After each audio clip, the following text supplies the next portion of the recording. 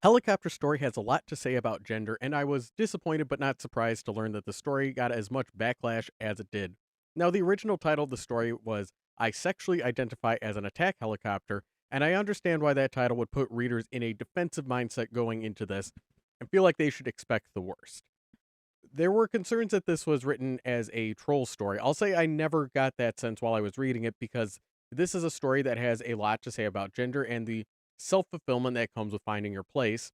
Here's how it opens. I sexually identify as an attack helicopter. I lied. According to U.S. Army Technical Manual 0, the soldier as a system, attack helicopter is a gender identity, not a biological sex. My dog tags in Form 3349 say my body is an XX karyotype somatic female. But really, I didn't lie. My body is a component of my mission, a subordinate to what I truly am. If I say I am an attack helicopter, then my body, my sex is too. I'll prove it to you. When I joined the Army, I consented to tactile role gender reassignment. It was mandatory for the MOS I tested into. I was nervous. I'd never been anything but a woman before, but I decided that I was done with womanhood over what womanhood could do for me. I wanted to be something furiously new. To the people who say a woman would have refused to do what I do, I say, isn't that the point? End quote. And from there, we learn about how this attack helicopter's role in the military, their thoughts on gender, and their former role as a woman, as well as the joy they get from their new identity, which is a killing machine, and the little sprinklings of world building in between. Now, as a side note, the protagonist doesn't legit turn into an attack helicopter. There's no like JJ the jet plane transformation sequence.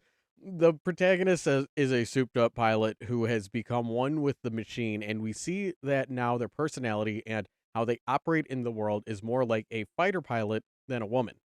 Now, when I read this, I got the sense that this is written by someone who's been in the military, definitely a woman writing this. Not sure if trans or cisgendered, but I guess trans since there's a lot being said about gender and there's that consideration for it.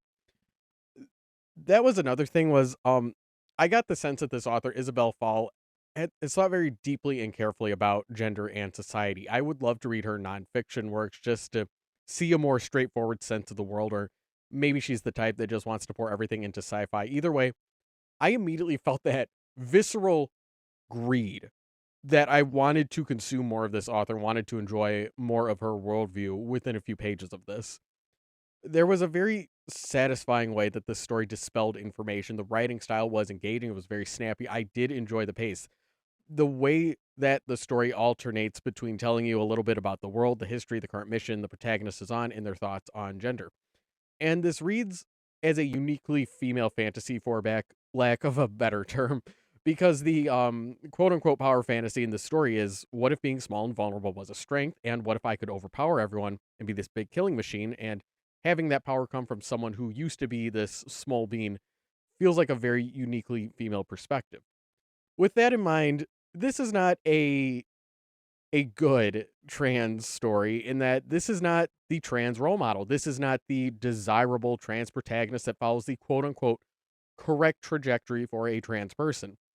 What comes to mind is a story like, and I'm saying this as an imaginary model minority that may or may not exist, someone who says something like, "Oh, well, I always knew. I never fit in with the other kids my gender. Then I transitioned at age 21, and I've been conventionally attractive and monogamous ever since." The protagonist thinks back to when they were a woman. There is no romanticized "I was born with the wrong soul" kind of narrative. They are an instrument of war and they enjoy it. And at its most uncharitable reading, you could see this book as trans people are monsters kind of narrative, because a story of how a woman transitions into a cold killing machine. It could be saying that this is what transitioning does to you. I don't think it was saying that though. I did not get that vibe. I saw this as something much more complicated. I saw this as a transhumanist desire to evolve into something past your humanity.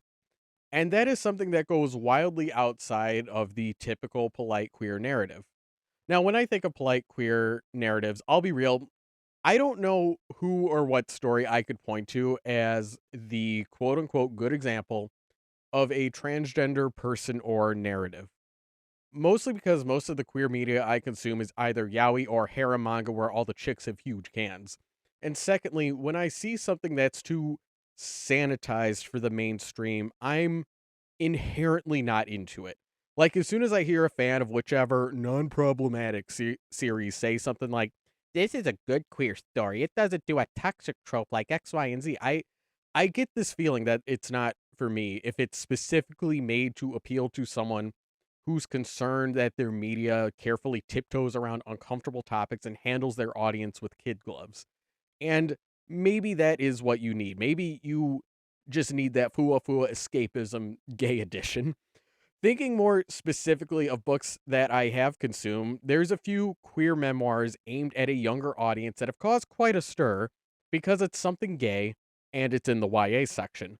Let me get up on my soapbox for a second and say that banning books is cringe, and we should always make fun of Karens who think that a book like Genderqueer will cause the downfall of society.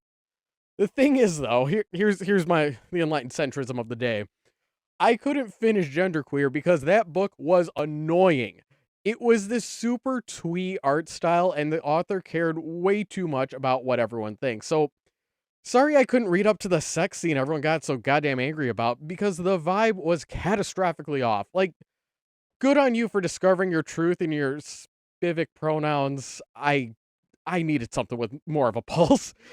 Same could be said for the book How to Be Ace, a memoir of growing up asexual by Rebecca Burgess. I don't know what's the name of the genre of queer memoirs where the bulk of the story is the protagonist nervously hand-wringing about whether or not they fit in, but I cannot stand it. Naga Takabi was one of the first queer essayists I read where like she wrote something that's really stuck with me that I did feel very moved and thought it was a very beautiful work. So I feel like you need to be at her level or crazier for me to care about your triumphant coming out story.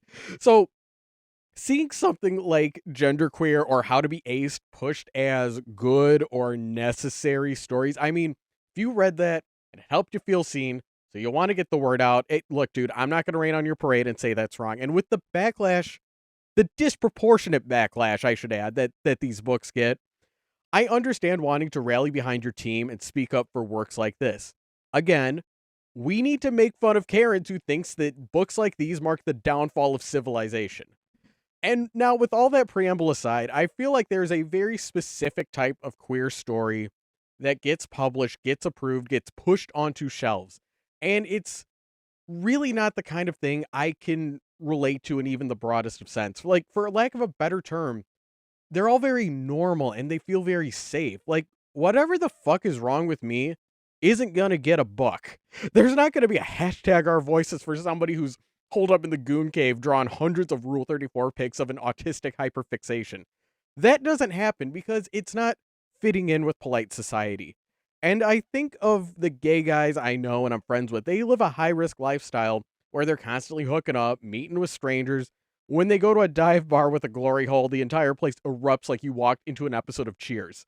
They feel like a completely different species from the downright adorable gay couple on Modern Family. And while I can acknowledge the progress made with a conventional primetime sitcom featuring a gay couple, I cannot fathom getting to a point in my life where I'm going to a book club and look, there's Cam and Mitchell, my token gay friends, nibbling on Danishes and being as inoffensive as possible. It's great that there's a little bit of queerness in a show that my grandma felt okay watching, but look, she's dead now. The ultimate cringe is when I see liberal self-policing when queer media falls outside that range of acceptable. The can I sit down with my grandma and nephew and watch this? There's a time and a place for that, but speaking from my own selfish point of view, I want more queer media that I know I could pass on to the guy who doesn't know who he hooked up with last night. And okay, for other queer memoirs I did enjoy, I really liked Boy Slut by Zachary Zane and Everything I Learned in a Chinese Restaurant by Curtis Chin. So yes, I have read other and enjoyed other queer essayists besides Naga Takabe. If you look up one-star reviews for those two books, they're full of finger wagging over Curtis Chin and Zachary Zane being the wrong kind of queer. But back to Attack Helicopter. The protagonist doesn't question the state of the war they're actively participating in, and they lay it out in the story that is part of their gender. They think back to when they were a woman and compare it to being an attack helicopter. So, in that context, it does feel like they're setting up gender transition to be a choice, more specifically, a choice that aligns with the interests of violence. And that is uncomfortable. What's more is this protagonist enjoys her new role, and there's never any reeling back or some sort of bigger narrative punishment for her being a quote unquote bad kind of queer or her wanting to denounce her ways and take on a conventional role. We do get the slight pushback from her co pilot at the end, but ultimately it's just showing you a snapshot of a damaged person who was molded into this by a damaged society. I was particularly interested in what this story had to say about the way the state will commodify queerness for their benefit. And that's where I give my little eyebrow raise over anyone who's very upset that this story shows the wrong kind of queerness. I know I was pontificating a whole lot about how much I'd love to read this author's other works. It seems like she's taken everything down, and that really hurts. This is an extraordinarily talented writer, and it's heartbreaking that they were bullied off the internet. And so being too strict in the mindset of only good queer media, it means you're only advocating for art that plays nice with the mainstream ideologies. It aligns with the interests of the state, which, when taken to its extreme, leads to ideologies adjacent to what is described in this book. Case where acts of violent militarism is pinkwashed. And now, I will cut to myself at an earlier time reading I Sexually Identify as an Attack Helicopter, which was requested on my Ko-fi. No promises that every reading request will open with a big old book report, but this work gave me a lot to think about, and I tremendously enjoyed what I read, so I just started typing away, and after I read this, I didn't want this lost at the end when most people have stopped watching. I can't really price or judge when I'm going to give something that's really going to inspire me, it's just going to be luck of the draw. But thank you again, Kenzie, for requesting this. I know at a few points in this read through, I gave I'll give my thoughts at the end. And these are the thoughts at the end. I thought it was a stronger way to start the video. So please enjoy the read through. Thank you. Hey, every pony. Today we are reading I Sexually Identify as an Attack Helicopter by Isabel Fall. This was requested by Kenzie over on my Ko-fi. If there's something you're dying to see me read, you can head on over there and make a request. Links in the description. Thank you so much, Kenzie. I greatly appreciate the support. Let's dive into this. Isabel Fall, I Sexually Identify as an Attack Helicopter. It's a short story. Looks like they're taking the one joke from conservatives and making it into a whole story. I already dig the premise, so let's get started. So we begin. I sexually identify as an attack helicopter. I lied. According to U.S. Army Technical Manual 0, the soldier, as a system, attack helicopter is a gender identity, not a biological sex. My dog tags in Form 3349 say that my body is an XX karyotype somatic female. But really, I didn't lie. My body is a component in my mission, subordinate to what I truly am. If I say I am an attack helicopter, then my body, my sex, is too. I'll prove it to you. When I joined the Army, I consented to tactile role gender reassignment. It was mandatory for the MOS I'd tested into. I was nervous. I'd never been anything but a woman before, but I decided that I was done with womanhood, over what womanhood could do for me. I wanted to be something furiously new. To the people who say a woman would have refused to do what I do, I say, isn't that the point? I fly. Red evening over the white Mojave, and I watch the sunset through a canopy of polycarbonate and glass, clitoral bulge of cockpit on the helicopter's nose. Lightning probes the burned wreck of an oil refinery, and the Santa Ana feeds a smoldering wildfire and pulls pine soot out of southwest across the big Pacific. We are alone with each other, Axis and I, flying low. We are traveling south to strike a high school. Rotor wash flattens rings of desert creosote. Did you know that creosote bushes clone themselves? The 10,000 years elders enforce dead zones where nothing can grow except more creosote. Beetles and mice live among them, the way our cities had pigeons and mice. I guess the analogy breaks down because creosotes lasted 10,000 years. You don't need an attack helicopter. You don't need an attack helicopter to tell you that our cities haven't. The Army gave me gene therapy to make my blood toxic to mosquitoes. Soon you will have that too, to fight malaria in the Hudson floodplain and on the banks of the Greater Lake. Now I cross Highway 40, southbound at 200 knots. The Apache's engine is electric and silent. Decibel killers sop up the rotor noise. White bright infrared vision shows me stripes of heat, the tire track left by Pear Mesa school buses. Buried housings project smolder under the dirt, radiators curled under the sunset. This is enemy territory. You could tell because, through the desert, though this desert was once Nevada and California, there are no American flags. Barb, the Apache whispers in a voice that Axis once identified, to my alarm, as my mother's. Waypoint soon. Axis. I called out to my gunner, tucked into the nose ahead of me. I can only see the gray helmet and flight suit shoulders, but I know that body wholly. The hard knots of muscle, the ridge of pelvic girdle, the shallow navel and flat hard chest. An attack helicopter has a crew of two. My gunner is my marriage, my pillar, the completion of my gender. Axis. The repeated call sign means, I hear you. 10 minutes to target. Ready for target, Axis says. But there is again that roughness, like a fold in carbon fiber. I heard it when we reviewed our fragments orders for the strike. I hear it again now. I cannot ignore it any more than I could ignore a battery fire. It is a fault in a person and a system I trust with my life, but I can choose to ignore it for now. The target bumps over the horizon. The low mounds of Kelso Ventura District High burn warm gray through parfait coatings of aerogel insulation and desert soil. We have crossed a third of the continental U.S. to strike a school built by Americans. X skews up a missile. Black eyes narrowed, telltale reflected against clear laser wash cornea. Call the shot, Barb. Stand by, maneuvering. I lift us up. I lift us above the desert floor, buying some room for the missile to run, watching the probability of kill calculations change with each motion of the aircraft. Before the Army, my name was So Ji Hee. Now my call sign is Barb, which isn't short for Barbara. I share a rank, flight warrant officer, a gender, and a urinary system with my gunner Axis. We are harnessed and catheterized into the narrow tandem cockpit of a Boeing AH-70 Apache Mystic. America named its helicopters for the people it destroyed. We are here to degrade and destroy strategic targets in the United States of America's war against the Pear Mesa Budget Committee. If you disagree with the war, so be it. I ask your empathy, not your sympathy. Save your pity for the poor legislators who had to find some constitutional framework for declaring war against a credit union. The reasons for war don't matter much to us. We want to fight the way a woman wants to be gracious, the way a man wants to be firm. Our need is as vamp fierce as the strutting queen and dryly subtle as the dapper lesbian and comfortable as the soft resilience of the demi-woman. How often do you analyze the reason for your own gender? You might cite the necessity of morning makeup or hide your love for your friends behind beer and bravado. Maybe you even resent the punishment for breaking these norms. But how often, really, do you think about the grand strategy of gender? The mess of history and sociology, biology, and game theory that gave rise to your pants and your hair and your salary. The casus belli. Often, you might say, all the time. It haunts me.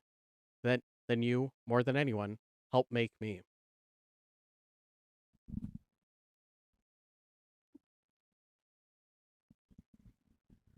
When I was a woman, I wanted to be good at women. I wanted to darken my eyes and strut in heels. I wanted to laugh from my throat when I was pleased. Laugh so low that women would shiver in contentment down the block. At the same time, I resented it all. I wanted to be sharper, stronger, a new made thing, exquisite and formidable. Did I want that because I was taught to hate being a woman, or because I hated being taught anything at all? Now I am jointed inside. Now I am geared and shafted. I am a being of opposing torques. The noise I make is canceled by decibel killers, so I am no louder than a woman laughing through two walls. When I was a woman, I wanted to have friends who would gasp at the precision and surprise of my gifts. Now I show friendship by tracking the motions of your head, looking at what you look at, the way one helicopter sensor can be slave to the motions of another. When I was a woman, I wanted my skin to be smooth and dark and the sintered stone countertop as the sintered stone countertop in our kitchen. Now my skin is boron carbide and Kevlar. Now I have a wrist callus where I press my hydration sensor into my skin too hard and too often. Now I have bit down nails from the claustrophobia of the bus ride to the flight line. I paint them desert colors compulsively. When I was a woman, I was always aware of surveillance, the threat of the eyes on me, the chance that I would cross over some threshold of detection and become a target. Now I do the exact same thing, but I am counting radars and lidars and pit vipers and thermal sensors, waiting for a missile. I am gas turbines. I am the way I never sit on the same side of the table as a stranger. I am most comfortable in a moonless dark in low places between hills. I am always thirsty and always tense. I tense my core and pace my breath even when coiled up in breathing chair, as if my tail rotor must cancel the spin of the main blades and the turbine must whirl and the plates flex against the pitch links, or I will go down spinning to my death. An airplane wants in its very body to stay flying, a helicopter propelled by its interior near disaster. I speak the attack command to my gunner. Normalize the target. Nothing happens. Axis. Com check. Barb. Axis. I hear you. No explanation for the fault. There is nothing wrong with the weapon attack parameters.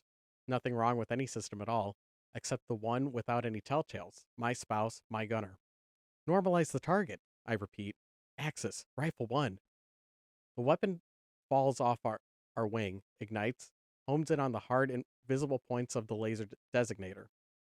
Missiles are faster than you think, more like a bullet than a bird, if you've ever seen a bird. The weapon penetrates the concrete shelter of Kelso Ventura High School and fills the empty halls with thermobaric aerosol. Then, ignition. The detonation hollows out the school like a hooked finger scooping out an egg.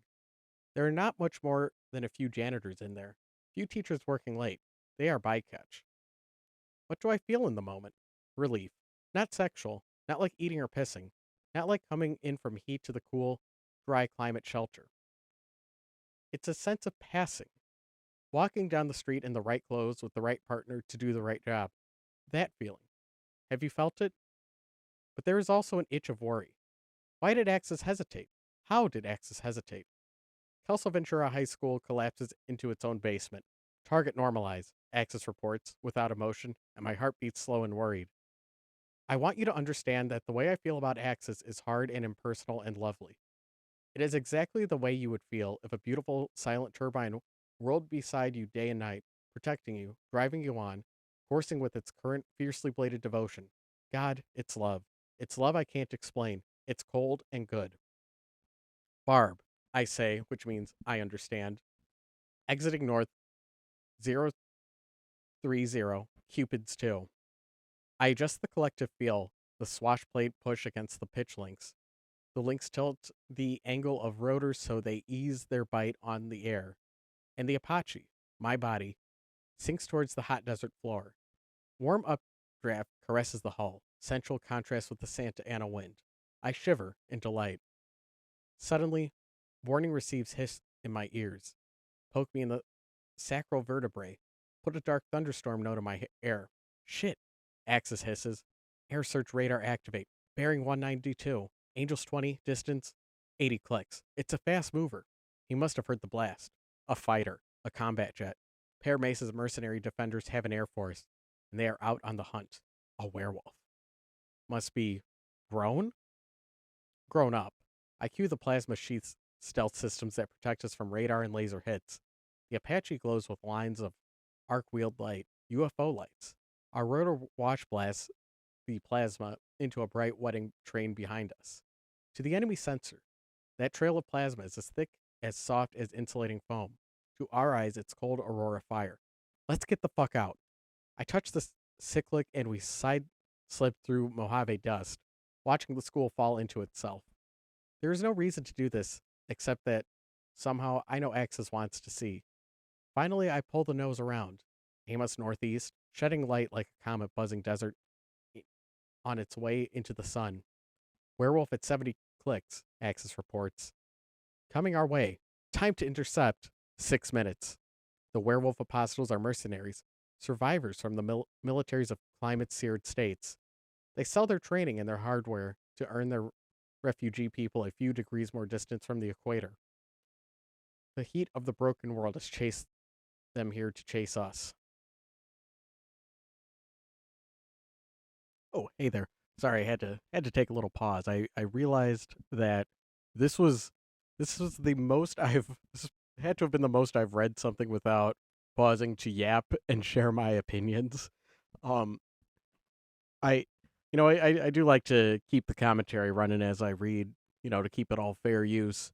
Um, this is I do really love this so far. I think that's why I've had less to less to say, nothing to really nitpick because this is this is a very dense, rich work. I've really enjoyed the time. I love the gradual world building that they've done. They're they're definitely saying a lot about gender and identity, so I do want to withhold from commentating on that until we reach the end of this. Um, but I yeah, definitely want to keep reading this. So let's keep going. Yeah. Sorry about that little break there, but all right. So we'll continue.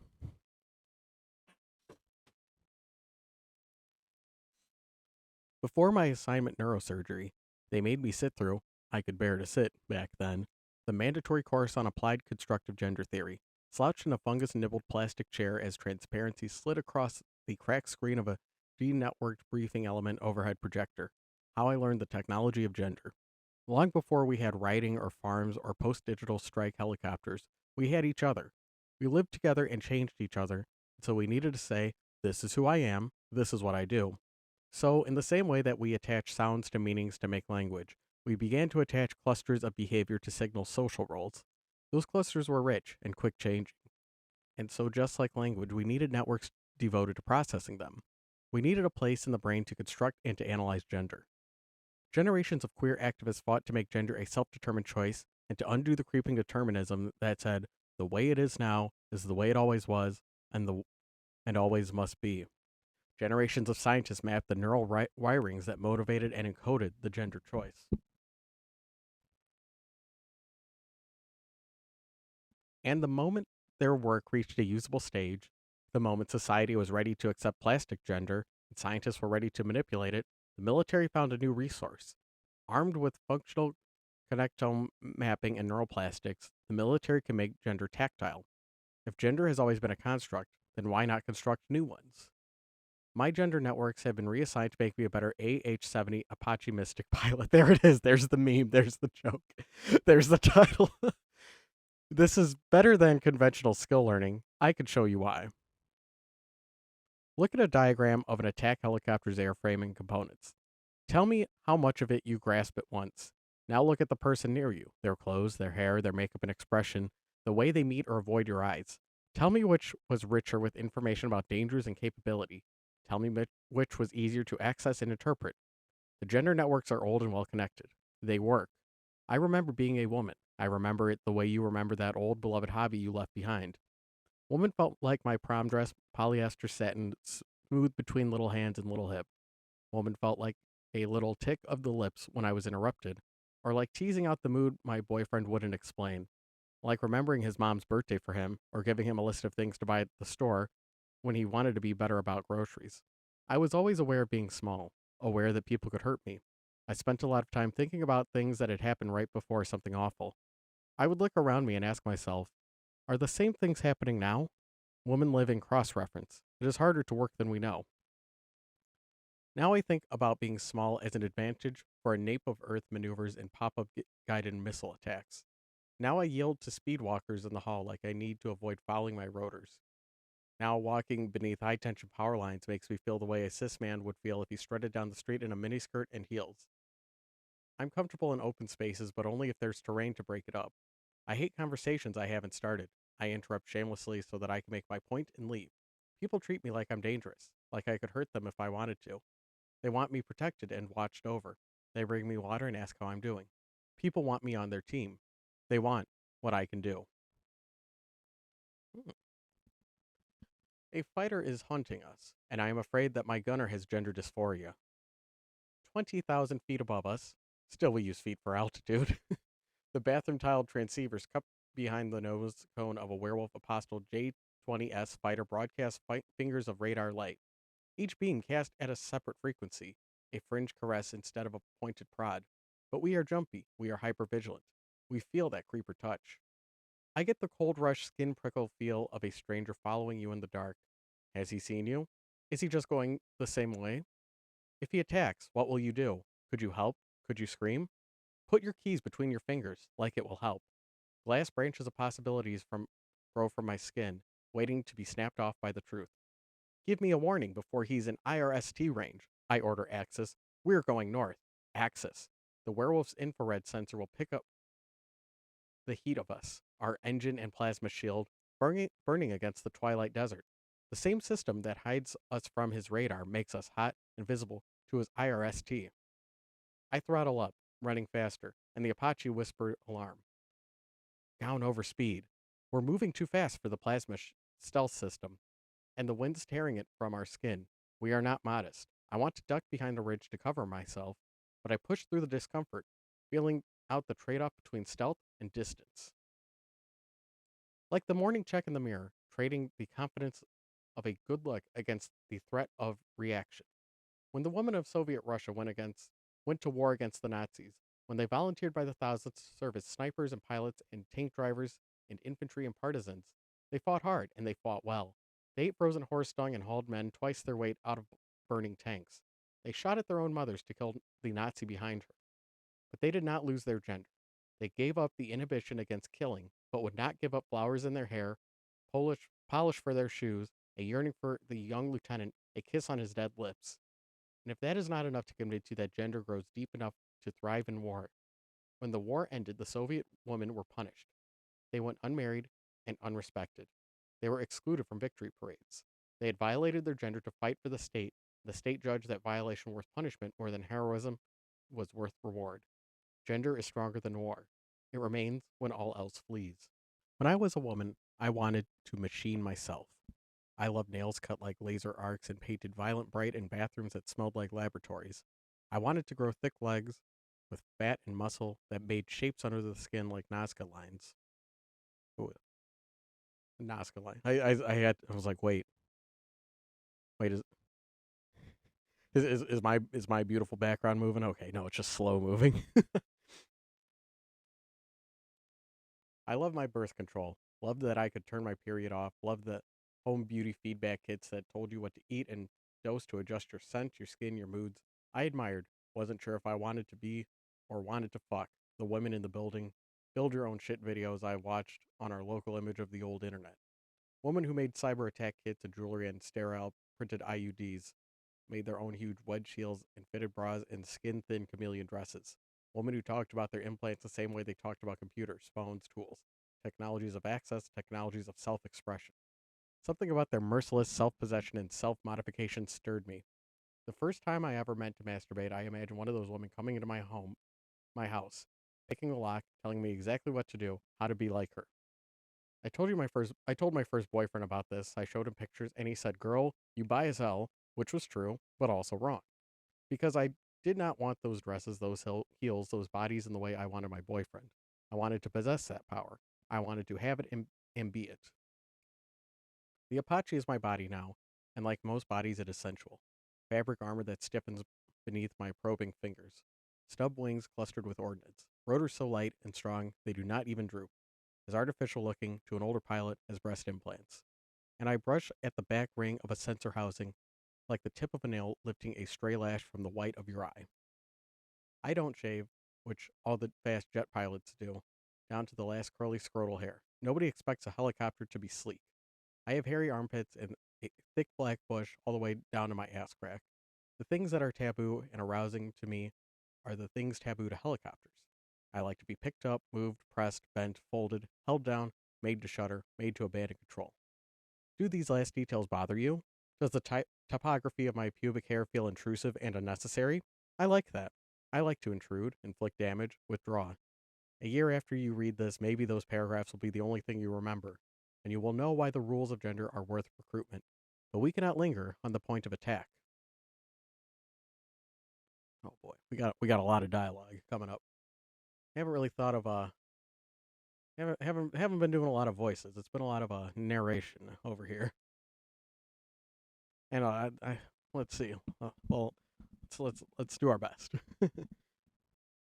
Oh no, I realized it wasn't capturing the book as I was reading. Oh no. Hopefully that wasn't hopefully you didn't get too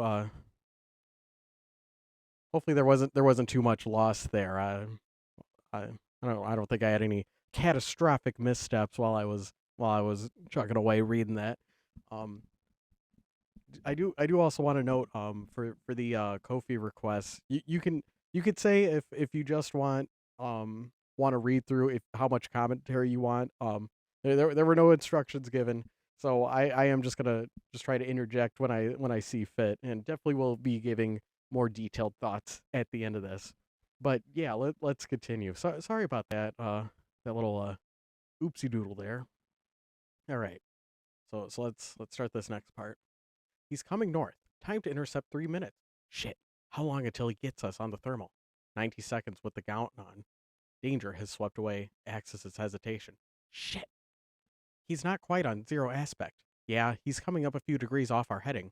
He's not exactly sure where we are. He's hunting. He'll be sure soon enough. Can we kill him?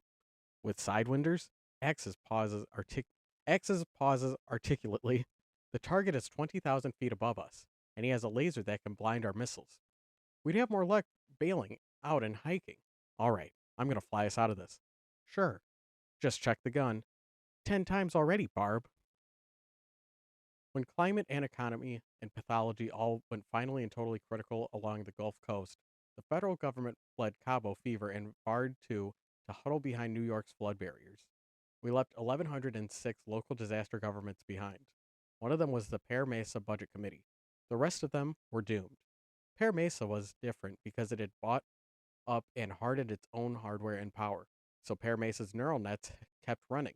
Retained from credit union portfolio managements to the emergency triage of hundreds of thousands of starving sick refugees. Pear Mesa's computers taught themselves to govern the forsaken South Seaboard. Now they coordinate water distribution, re express crop genomes, ration electricity for survival AC, manage all the life support humans need to exist in our warmed over hell.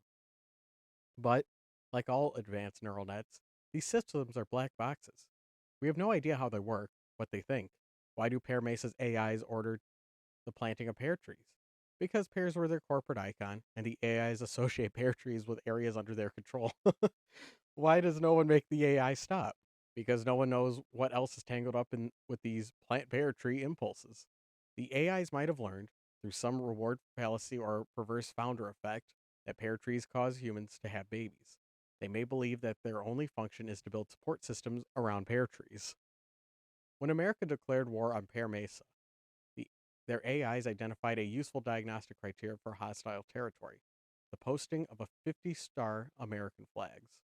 Without ever knowing what a flag meant, without any concept of nation or symbols, they ordered the destruction of the stars and stripes in Pear Mesa territory. Huh.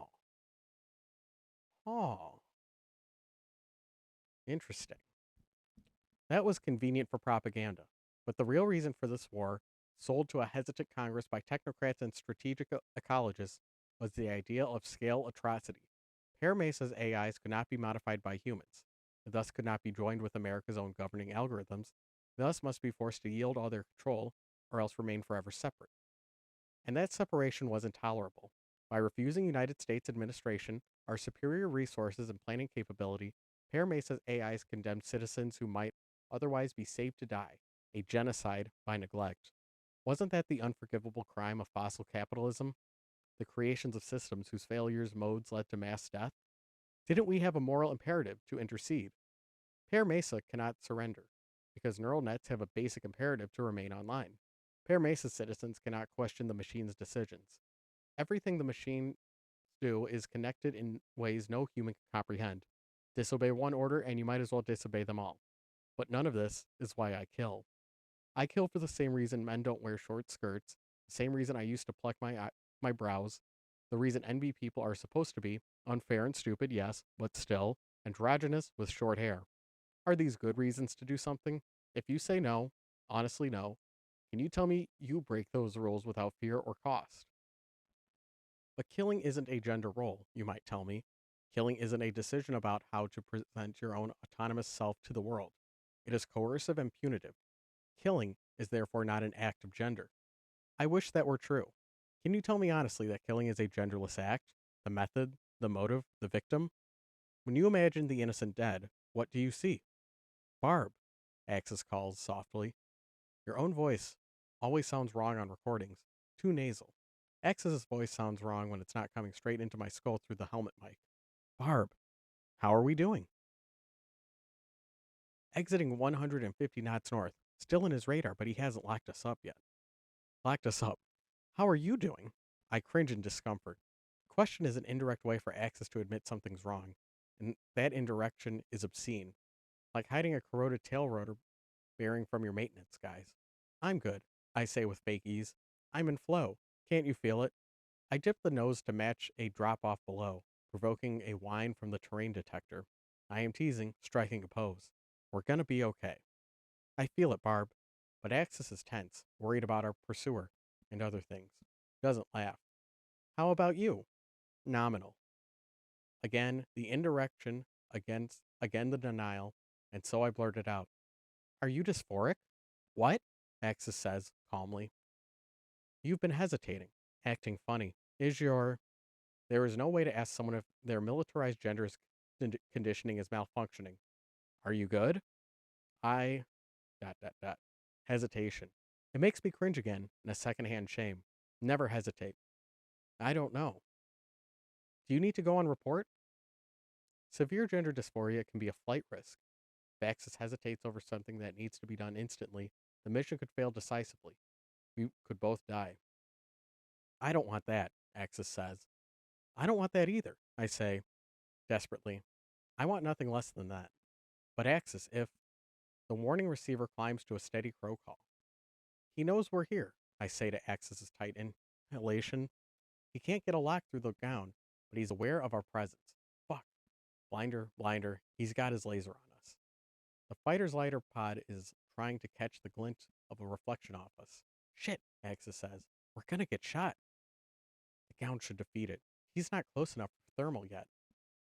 He's gonna launch anyway. He's gonna shoot and then get a lock to steer it in. I don't know. Missiles aren't cheap these days. The ESM mast on the Apache's rotor hub, mounted like a lamp on a post, contains a cluster of electro-optical sensors that can constantly scan the sky, the distributed aperture sensor. When the DAS detects the flash of a missile launch, it plays a warning tone and uses my vest to poke me in the small of my back. My vest pokes me in the small of my back. Barb. Missile launch south. Barb. Fox 3 inbound. Inbound. Inbound. He fired, Axis calls. Barb? Barb, I acknowledge. Starting the next section. I fuck.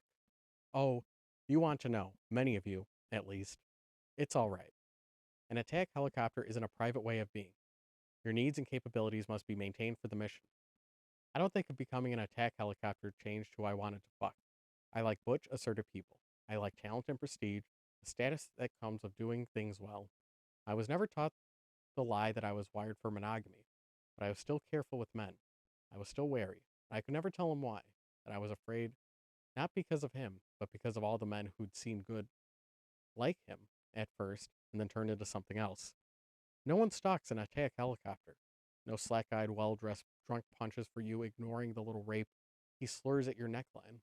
No one even breaks your heart.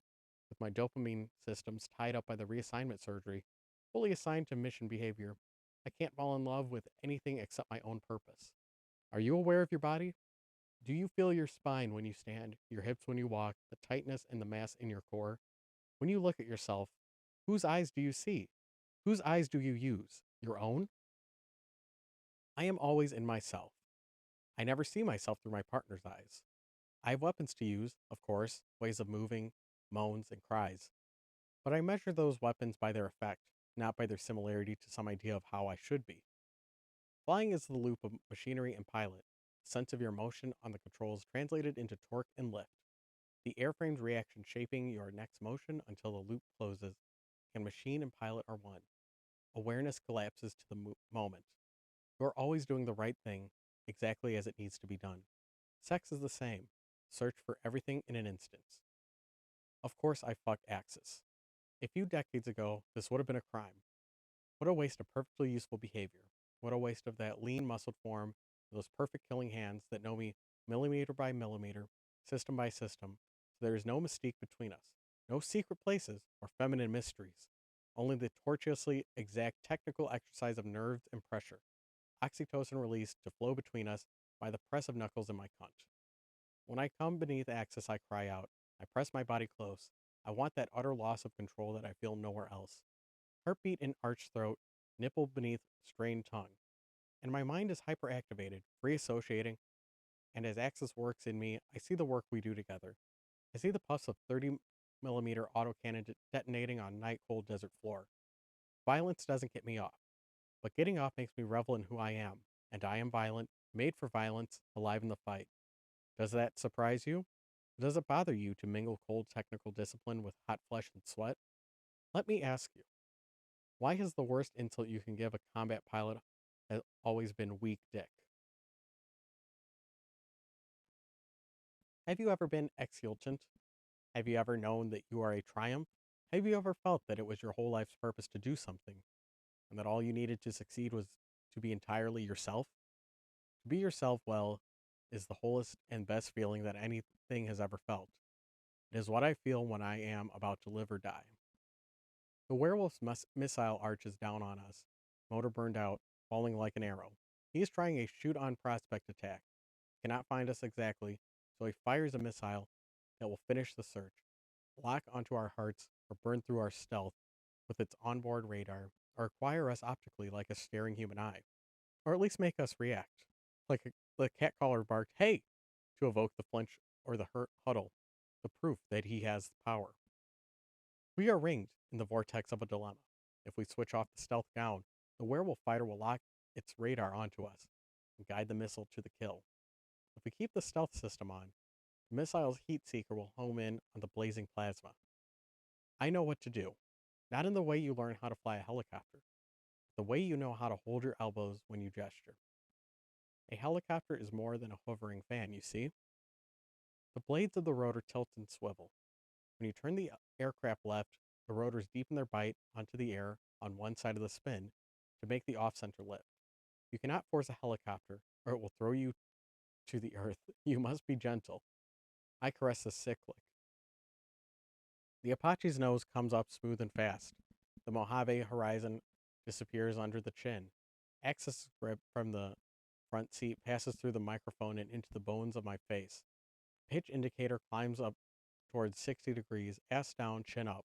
Our airspeed plummets from 150 knots to 60. We hang in there for an instant like a dancer in the oversway. The missile is coming straight down at us. We are not even running anymore. And I lower the collective, flattening the blades of the rotor so they cannot cut the air at an angle and we lose all lift. We fall. I tow the rudder. The tail rotor yields a little bit of its purpose, which is to counter the torque of the main rotor, and that liberated torque spins the Apache clockwise, opposite of the rotor's turn, till we are nose down at 60 degrees, facing back the way we came, looking into the Mojave Desert as it rises up to take us. I have pirouetted us in place. Plasma fire blows in wraith penance as the stealth system tries to keep us modest. Can you get it? I ask. Axis. I raise the collective again, and the rotors bite back into the air. We do not rise, but our fall slows down. Cyclic stick answers to the barest twitch of wrists, and I remember once how that slim wrist made me think of fragility, frailty, fear.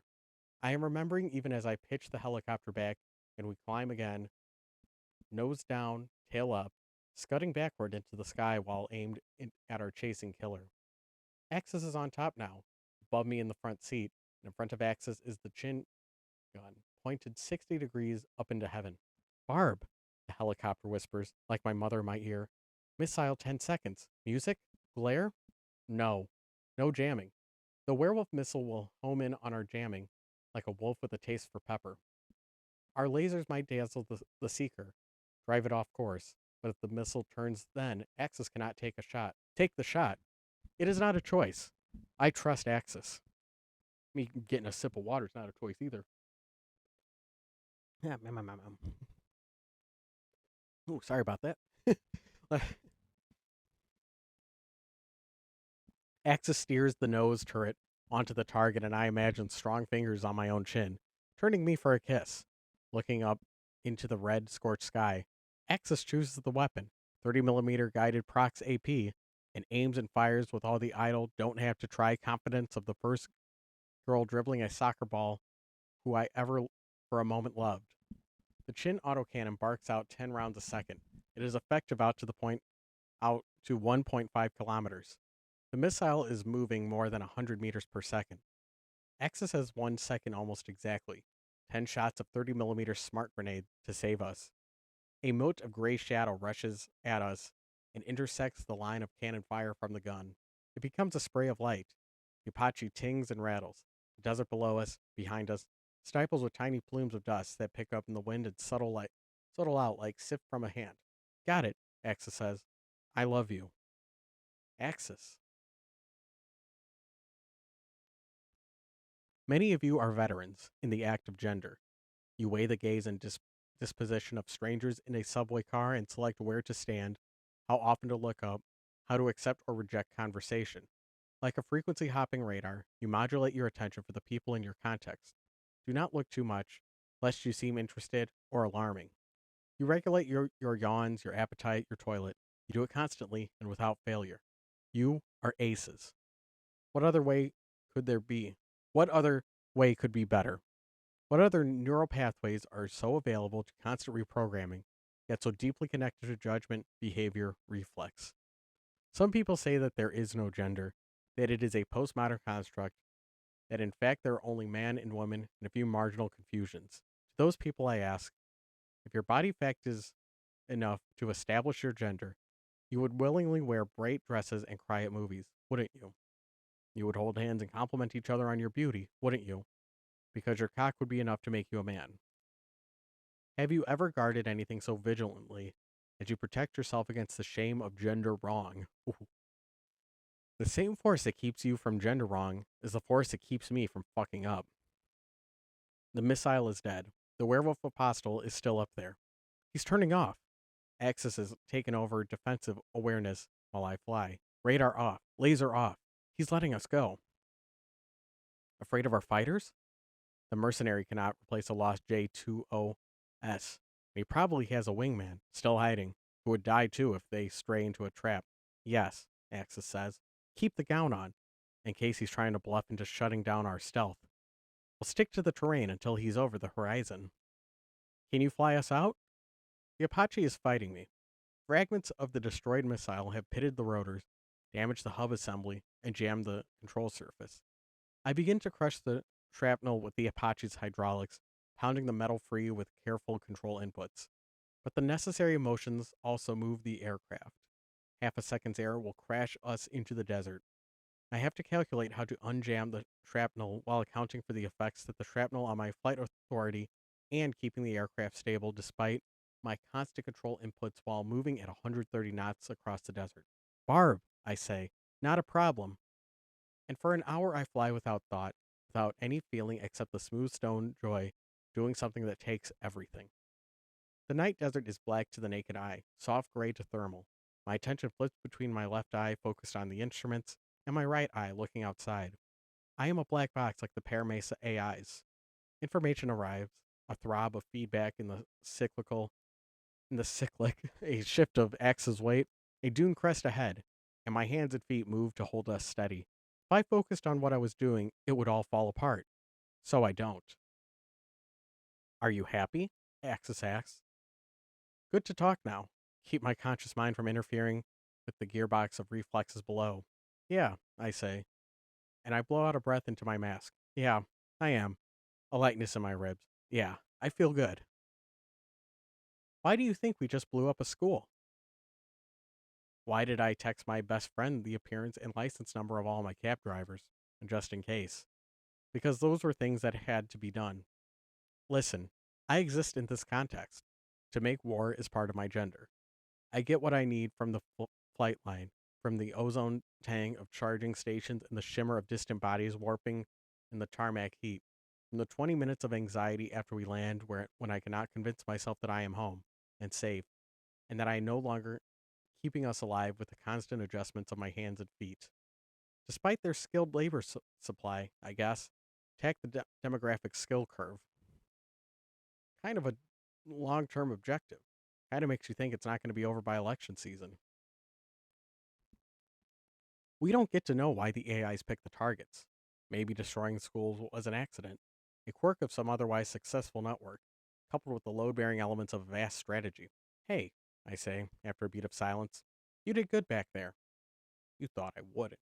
Barb, more honest than yes, because it is my name, and it acknowledges that I am the one with the doubt. I didn't know if I would either, Axis says, which feels exactly like, I don't know if I love you anymore.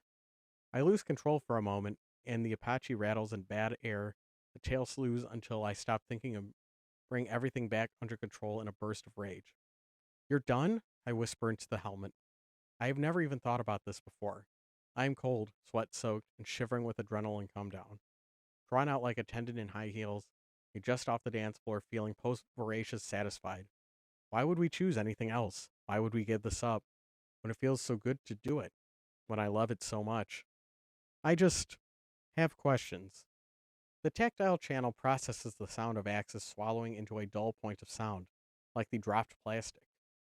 We don't need to wonder, Axis. We're gendered for this mission. We can't do this forever, Axis says, startling me. I raise the collective and hop into 100 feet, so I do not plow us into the desert. We're not going to be like this forever. This world won't be like this forever. I can't think of myself as always this. Yes, we will be this way forever. We survive this mission as we survive everything on this hot and hostile earth. By bending all of what we are to the task. And if we use less than all of ourselves to survive, we die. Are you going to put me on report? Axis whispers. On a report as a flight risk? As a faulty component in a mission critical system? You just intercepted an air to air missile with the autocannon, Axis. Would I ever get rid of you? Because I'm useful, Axis says softly. Because I could still do what I'm supposed to do. That's what you love. But if I couldn't, I'm distracting you. I'll let you fly. I spare one glance for the gray helmet in the cockpit below mine. Politeness is a gender protocol. Who speaks and who listens? Who denies need and who claims it? As a woman, I would have pressed Axis. As a woman, I would have unpacked the unease and the disquiet. As an attack helicopter, whose problems are communicated in brief, clear datums, I should ignore Axis. But who is ever only one thing? If you want to be someone else, I say, someone who doesn't do what we do, dot, dot, dot, I don't want to be the thing that stops you. Bird's gotta land sometime, Axis says, doesn't it? In the applied constructive gender briefing, they told us that there have always been liminal genders, people that pass through on their way to somewhere else. Who are we in those moments when we break our own rules? Straight man who sleeps with men, the woman who can't decide if what she feels is intense admiration or sexual attraction. Where do we go? Who do we become? Did you know that instability is one of the most vital traits of a combat aircraft? Civilian planes are built stable, hard to turn, inclined to run straight ahead on an even level. But a military aircraft is built so it wants to tumble out of control, and it is held steady only by constant automatic feedback. The way I am holding this Apache steady now. Something that is unstable is ready to move, eager to change. It wants to turn, to dive, to tear away from stillness and fly. Dynamism requires instability. Instability requires the possibility of change. Voice recorder's off, right? Axis asks. Always. I love doing this. I love doing it with you. I just don't know if it's right. Thank you, I say. Barb? Thank you for thinking about whether it's right. Someone needs to. Maybe what Axis feels is a necessary new queerness, one which pries the tool of gender back from the hands of the state and the economy and the war. I like that idea. I cannot think of myself as a failure, something wrong, as a perversion of liberty that past generations fought to gain. But Axis can, and maybe you can too. That skepticism is not what I need, but it is necessary anyway. I have tried to show you what I am. I have tried to do it without judgment. That I leave to you. Are we going to make it? Axis asks quietly. The airframe shudders in crosswind. I let the vibration develop, settle into a rhythm, and then I make my body play the opposite rhythm to cancel it out. I don't know, I say, which is an answer to both of Axis's questions. Both of the ways our lives are in danger now. Depends on how well I fly, doesn't it? It's all you, Barb, Axis says, with absolute trust. Take us home. A search radar brushes across us, scatters off the gown, turns away to look in likelier places. The Apache's engines growl, eating battery, turning into charge into motion. The airframe shudders again, harder, wind rising as a cooling sky fights the blazing ground. We are racing 150 feet above the larger Mojave, where we fight a war over some new kind of survival, and the planet we maimed grows that desert kilometer by kilometer. Our aircraft is wounded in its body and in its crew. We are propelled by disaster. We are moving swiftly. Wow. That was beautiful. I have a lot of thoughts. I'm gonna take a second to collect my thoughts. Thank you again so much, Kenzie, for commissioning this. This was a blast. Thank you.